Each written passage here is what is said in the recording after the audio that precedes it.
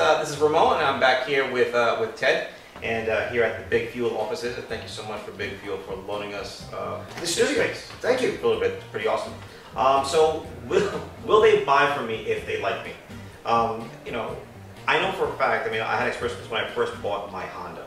Walked into the dealership.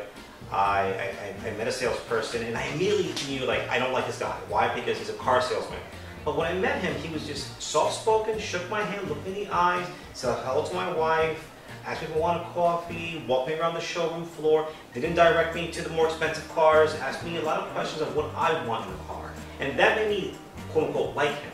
And because of that, I actually purchased the car. I mean, do you think that that should be the case always with I think what you're asking is, do people buy from people they like? Yeah. And what I like to say, I think it's really important, and you know I talk about relationships all the time, and this is return on relationship, but I think that people, and I've learned this when I was at L Cosmetics, I started it there in the social environment, and then continued at Open Sky when I was head of social there, and now with Collective Bias, with all the brands we work with, I'm experiencing that people do like to buy from people they like. They prefer that. Now, just so we understand that doesn't mean people will buy from you because they like you. Right.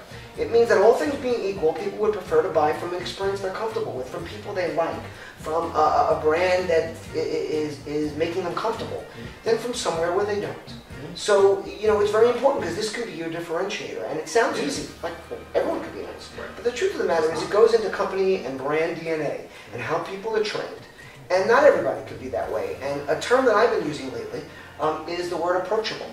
That I think a brand, a website, a store needs to be approachable. People have to be comfortable getting there. And a lot of companies don't do that. You walk in and immediately you feel like... But why is the case? Why do you think it's the case? Why do you think if I walk into, I don't know, like a hamburger coffee and fish, I automatically feel like, ooh, I shouldn't be here because I'm either too bald or too fat or whatever. Or too old. Or too old. Well, you know what? I don't necessarily think that might be a mistake because Abercrombie & Fitch is looking to attract my daughters, right, not necessarily us. Now, what I find is they don't make it impossible to be in there.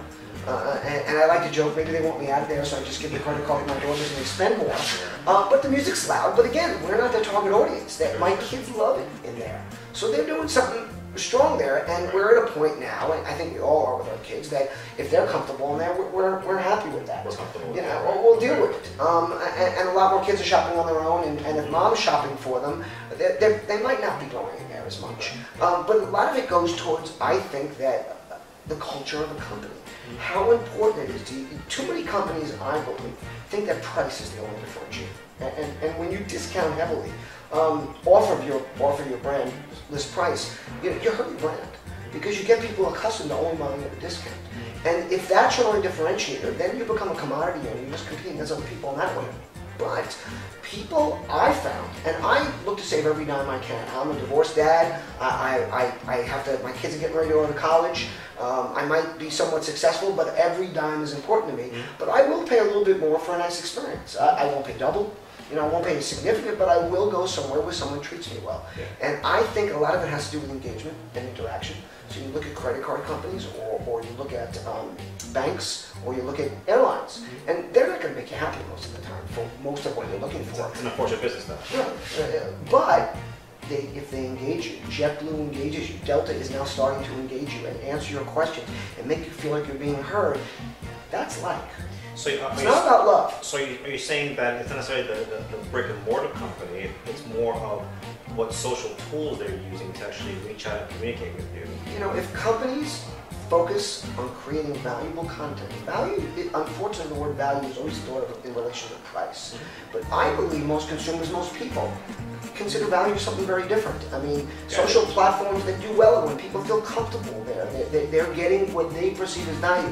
That value might be that they're not at home watching TV, they're being able to share it with somebody. I mean, everybody thought TV was going to go away the dinosaur because of the vast usage of social, but what is social doing now? It's increasing television viewing because people feel that they're not that loser sitting at home watching TV by themselves. They're sharing it with 3 of their friends. Guys are watching sports and they're really watching it with their buddies and they're tweeting and talking about it. And now the networks are catching on to this and starting to involve those things. Look at platforms that can help them with these things. Michael, I'm glad you're saying that because I see a lot of TV shows now that are really going on using the hashtag.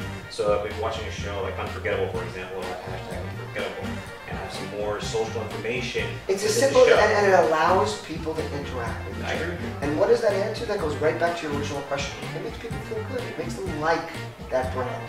They're more likely, whether it's to interact, to watch a TV channel, whether it's to shop in a store, whether it's to call a customer service department, whether it's to buy a service. I believe that we do like to do business with people we like, and I think that we now have the tools to make people like us more by being involved with them and adding value in a different way. Yeah, I agree. And this is the reason why we do the show, because I like Ted. That's right, and I like Ray. There you go. All right, guys, thank you so much. Thanks for joining us. We'll catch you guys next time.